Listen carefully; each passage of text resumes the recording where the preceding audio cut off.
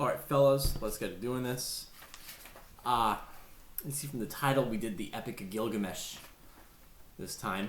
It was about a 4-hour listen, I'll say. Well, no, it was actually, I ended up listening to it on Spotify. Then I got a notification halfway through listening it that I maxed out all of my hours on my Spotify premium account. Like, I cannot listen to audiobooks on there for another 30 days or so. So, it's pretty cool. It means we're reading a lot, but I'm probably going to have to get, like, Premium Plus or something on Spotify? I don't know. So I ended up listening to most of it on Spotify, switched over to YouTube for the other part, and I couldn't find the exact same translation, so... But we got the gist of the story down enough so I can summarize it for you here. Okay, so the story starts, there's this guy named Gilgamesh. He is the leader of a town in Mesopotamia, forgetting the exact name of the city right now. And then he's so powerful, he is so dominant, that the gods of Sumeria, the Sumerian gods, they realize that we need to give this brother a brother. So they make this guy named Enkidu, and they make him out of clay. And it was at this point in the story that I realized this is sounding very similar to, like, biblical things. You know, I think Adam was made out of clay. Now they're making Enkidu out of clay. So we'll just see how this goes for a little bit. And they make Enkidu. And then this priestess woman finds Enkidu. And they end up banging for 7 full days. And once they're done banging for 7 full days, Enkidu is now like a civilized person. Like, before banging for 7 days straight with this woman, he was just like an animal person. Now he's a civilized person. Now he wears clothes and now he eats cooked food. So I thought that was kind of weird. And then he was laying down such pipe for 7 full days that the lady falls in love with him. So much so, and now the lady's like, hey, we got this guy Gilgamesh. He's a tyrant over in Sumeria. So now they're and this lady, she's all like, you gotta come over and you gotta do something about him. He's like ruining our people or something, and he's fucking everybody's wives. So he comes back.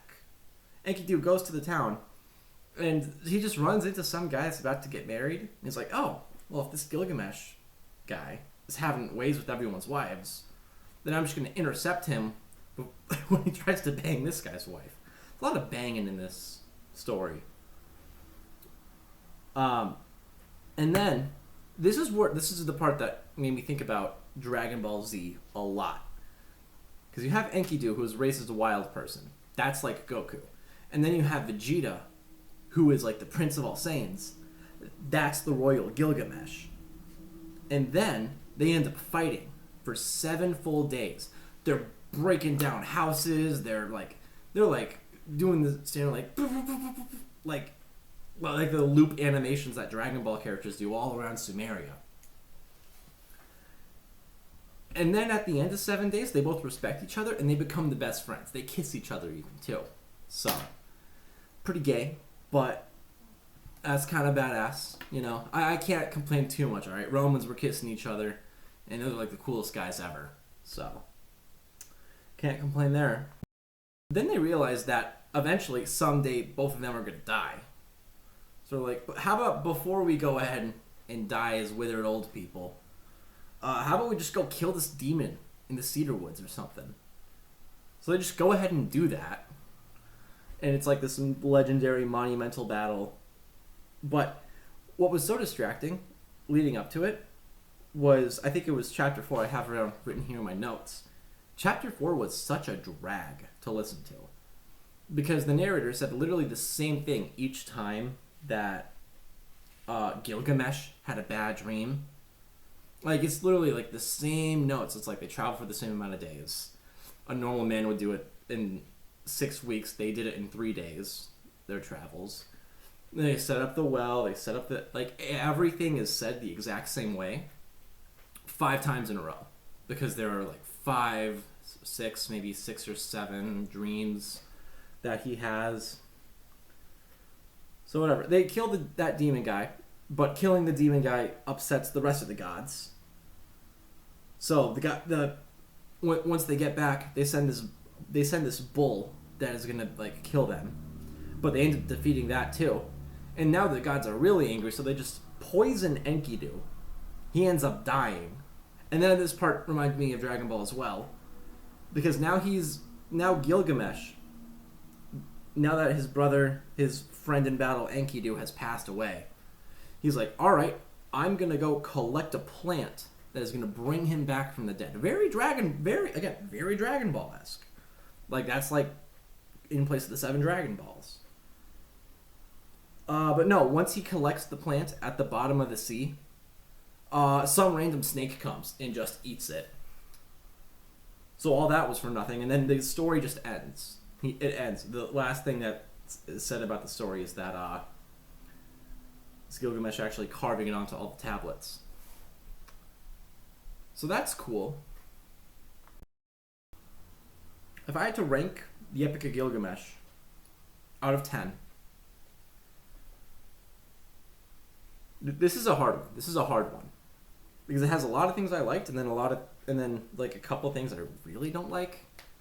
I think the snake eating it after all that Gilgamesh kind of goes through is really anticlimactic. It doesn't really follow a modern story structure, but I guess that's the point, because the Epic of Gilgamesh is the oldest text we have that is like known storytelling. It is older than the Bible.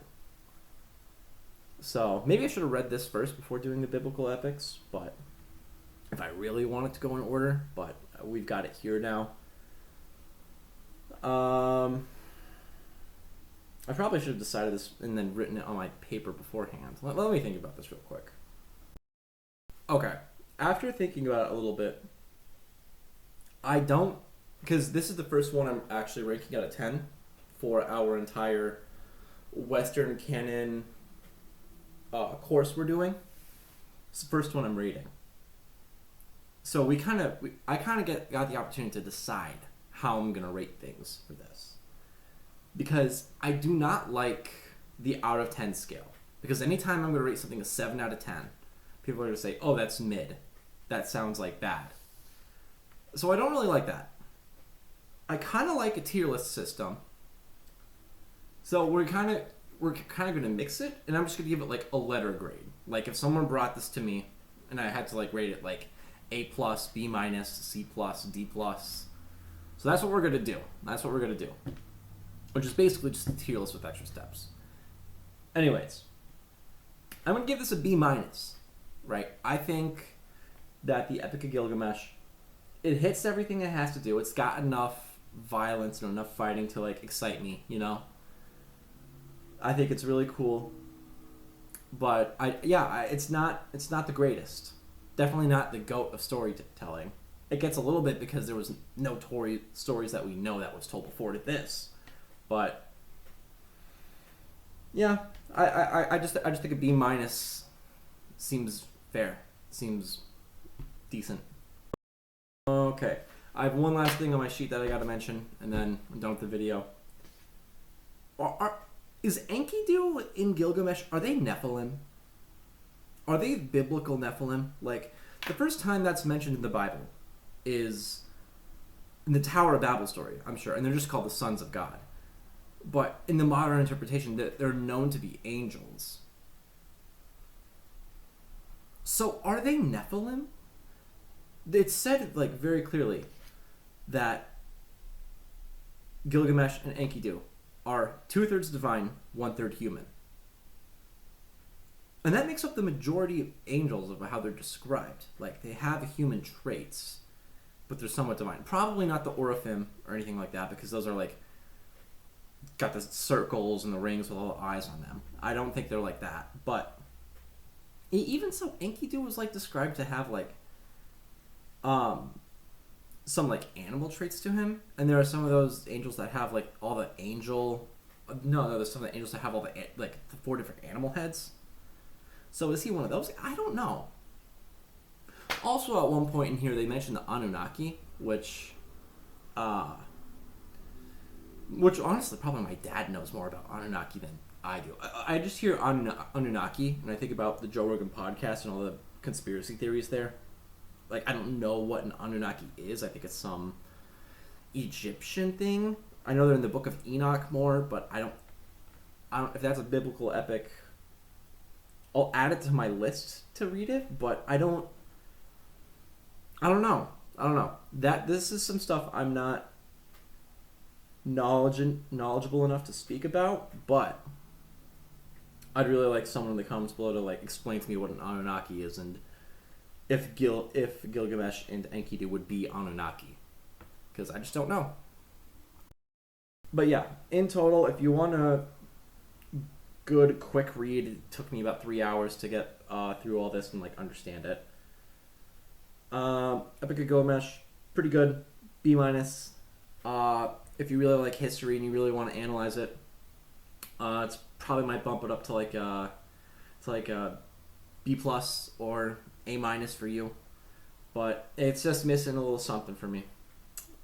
But all right, I will see you guys in the next video. Don't know what I'm reading next. Wish I could tell you, but I will see you.